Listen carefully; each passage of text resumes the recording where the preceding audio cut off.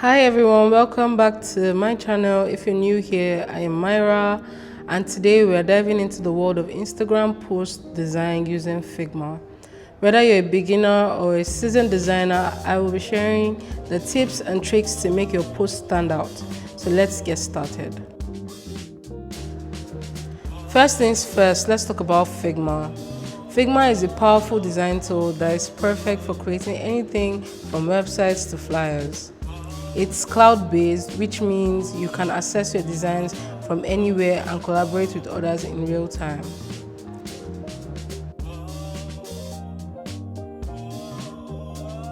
If you don't have a Figma account yet, head over to figma.com and sign up for free.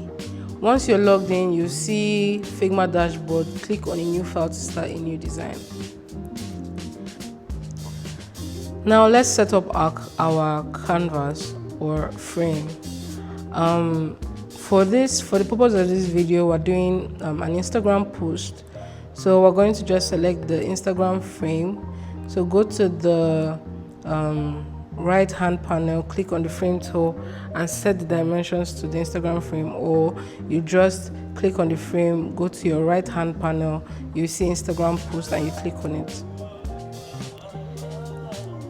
Instagram posts often have a few key elements: a headline, sub-headlines, images, and contact information. So let's begin. So as you can see, we have all our resources here on this canvas, and I'm going to click on my Instagram post like I said earlier. So first things first, you see these two images. One is a city view and one is a road view. So because we're doing a car Instagram post, I would need it to be the car to be there. It represents the car. Actually, this whole Instagram post is a design for Corporate Guide Driving School. A big shout out to them. They teach people how to drive. You can look at them in Lagos. And also drop their address in the comment section down below. So now I'm clicking my pen tool to create a shape. You can do exactly what I'm doing. So I'm just going to click this. It's going to serve as a mask to be able to get the effect of the city view that I want to cover out the road. So now I'm going to give it red. I've duplicated it to make it, to use one for a max layer. Or as you can see, I reduced the opacity before. So if I max it, it's going to also reduce the opacity of the image. So I'm going to make the opacity 100 now. And I'm going to redo my max. Yes, so now I'm going to put the red highlight on top. And voila, we have our background. I'm going to group them. Shortcut is Ctrl G. So I'm going to align it. Now I'm going to resize the image to fit exactly the way I want it to, like so.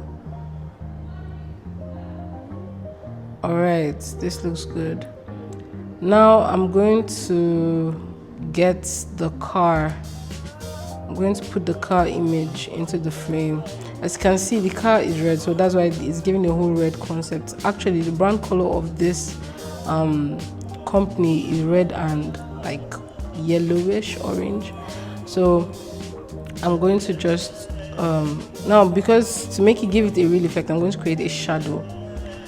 This shadow is to give it the effect of it actually being on the road.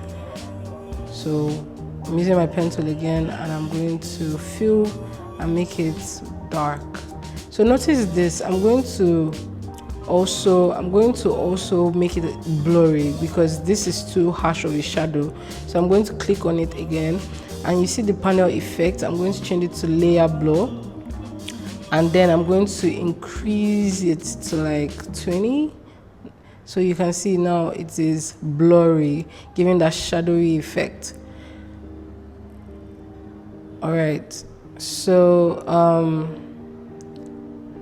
that looks good.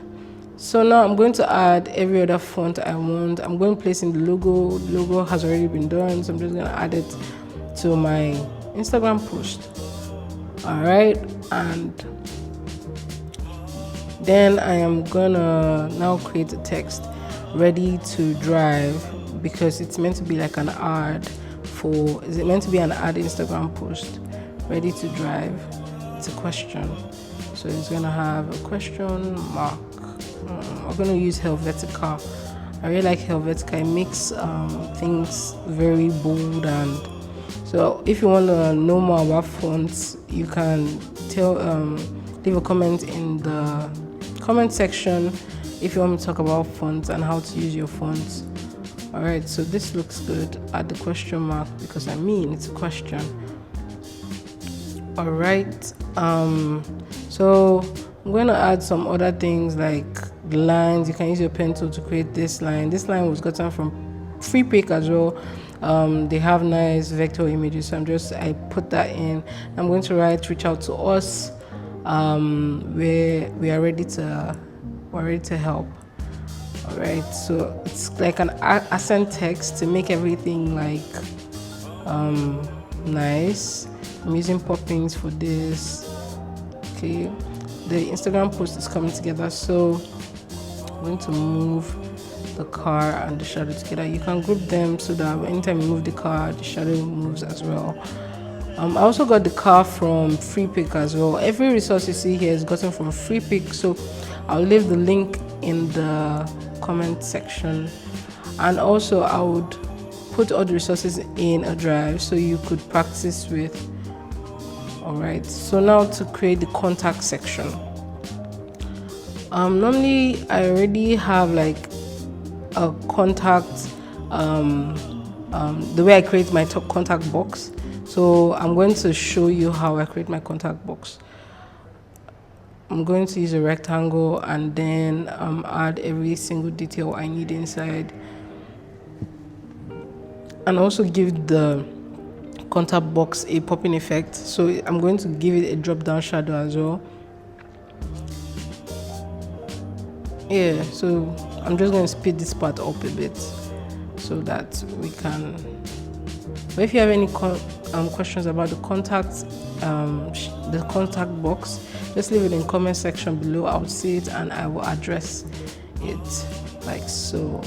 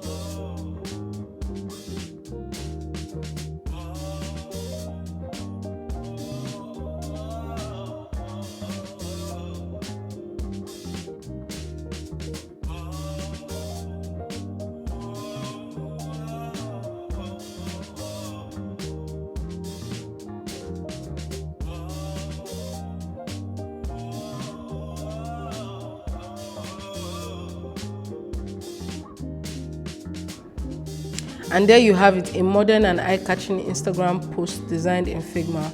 Remember, the key to a great design is balance and simplicity. Keep your message clear and your visuals engaging. Thank you for watching. If you enjoyed this tutorial, please give it a thumbs up and subscribe to my channel for more design tips and tricks. Don't forget to hit the notification bell so you never miss an update. And if you have any questions or suggestions for future videos, leave them in the comments below. Until next time, happy designing.